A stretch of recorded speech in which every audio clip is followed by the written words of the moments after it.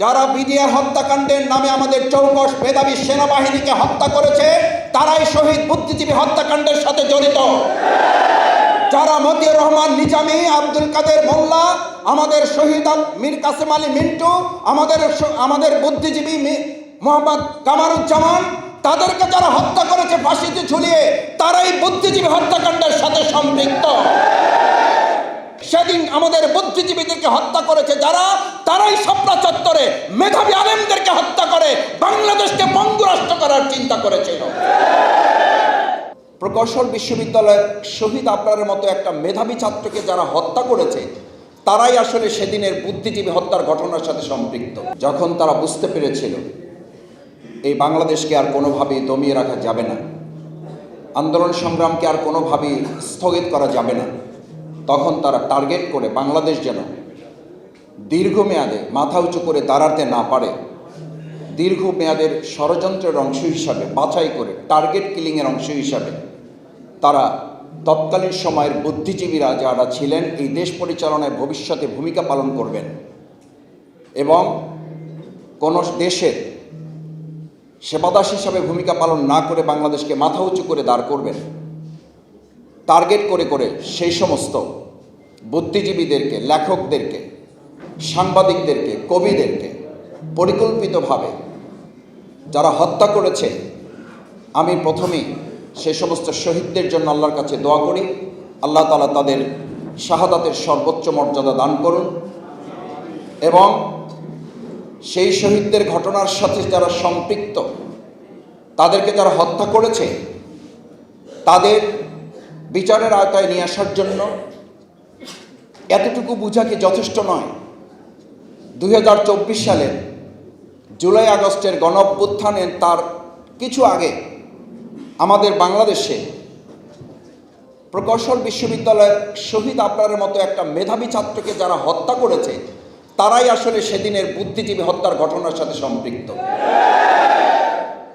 2011 সালে আমাদের রাজশাহী বিশ্ববিদ্যালয় এই সরকার ক্ষমতায় আসার পর বিশ্ববিদ্যালয়ের সবচেয়ে মেধাবী ছাত্র, বিশ্ববিদ্যালয়ের সেক্রেটারি শরীফুজ্জামান নোবানিকে তাদের সংগঠনের লেলিয়ে দেওয়া ছাত্রলীগের সন্ত্রাসীরা প্রকাশ্যে দিনে দুপুরে রাস্তার উপরে রামদা দিয়ে কুপিয়ে জবাই করে তাকে হত্যা করেছে। যারা নোমানিকে হত্যা করেছে তারাই সেদিন শহীদ বুদ্ধিজীবী হত্যাকাণ্ডের সাথে সম্পৃক্ত। যারা বিডিআর হত্যাকাণ্ডের নামে আমাদের চৌকস মেধাবী সেনাবাহিনীকে হত্যা করেছে তারাই শহীদ বুদ্ধিজীবী হত্যাকাণ্ডের সাথে জড়িত। যারা মতিউর রহমান নিজামী, আব্দুল কাদের মোল্লা, আমাদের শহীদ মীর কাসেম আলী মিন্টু, আমাদের বুদ্ধিজীবী মোহাম্মদ কামারুজ্জামান, তাদেরকে যারা হত্যা করেছে ফাঁসিতে ঝুলিয়ে, তারাই বুদ্ধিজীবী হত্যাকাণ্ডের সাথে সম্পৃক্ত। রাতের বেলায় যে মন্ত্রীরা দর্ব করে এই জায়গায় প্রেস ক্লাবে দাঁড়িয়ে বলতেন, যারা মনে করেছিল দেশ দখল করবে, আমরা 1 ঘন্টার মধ্যে তাদেরকে সাফ করে দিয়েছি। এই 1 ঘন্টার মধ্যে যারা আমাদের মেধাবী তরুণ হাফেজ কর্মীদেরকে শেষ করে সাফ করে দিয়েছে, ঘোষণা দিয়েছে, তারাই সেদিন এই বাংলাদেশকে অন্য একটা রাষ্ট্রের সেবাদাসে পরিণত করার জন্য, স্বাধীন হলেও যেন একটা পঙ্গু রাষ্ট্র হয়, একটা অটিস্টিক স্টেট হয়, একটা প্রতিবন্ধী রাষ্ট্র যেন এটা হয়, তার অংশ হিসাবে সেদিন আমাদের বুদ্ধিজীবীদেরকে হত্যা করেছে যারা, তারাই শাপলা চত্বরে মেধাবী আলেমদেরকে হত্যা করে বাংলাদেশকে পঙ্গু রাষ্ট্র করার চিন্তা করেছিল। ভাইয়েরা, প্রধান অতিথি কথা বলবেন, আজকের অনুষ্ঠানের সম্মানিত সভাপতি কথা বলবেন। আমাদের সেদিন মেধাবীদেরকে টার্গেট করে করে আজকের এই মঞ্চে আপনারা অনেকেই জানেন না, আমাদের নুরুল ইসলাম বুলবুল রাজশাহী বিশ্ববিদ্যালয়ের মেধাবী ছাত্রনেতা 2013 সালের আন্দোলনে তাকে টার্গেট করে গুলি করে তার পাকে পঙ্গু করে দেওয়া হয়েছে।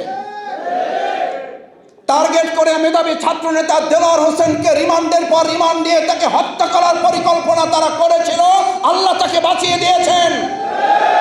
টার্গেট করে করে তারা কামাল হোসেন সহ এখানে নেতৃবৃন্দ তাদেরকে হত্যা করার উদ্দেশ্যে বহুবার গ্রেপ্তার করে বাংলাদেশকে আরেকবার তারা পঙ্গু করার জন্য সিদ্ধান্ত গ্রহণ করেছিল।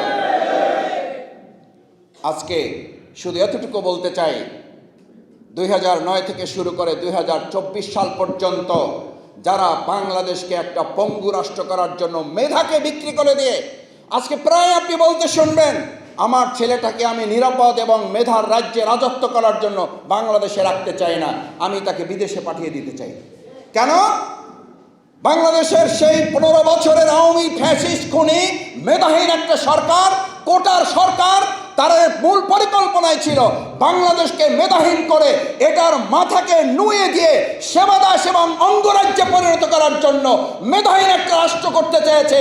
বাংলাদেশ জামাত ইসলামী শহীদ বুদ্ধিজীবী দিবসে অঙ্গীকার করতে চায় মেধার ভিত্তিতে, সততার ভিত্তিতে, যোগ্যতার ভিত্তিতে, দক্ষতার ভিত্তিতে বাংলাদেশ বিনির্মাণ করব।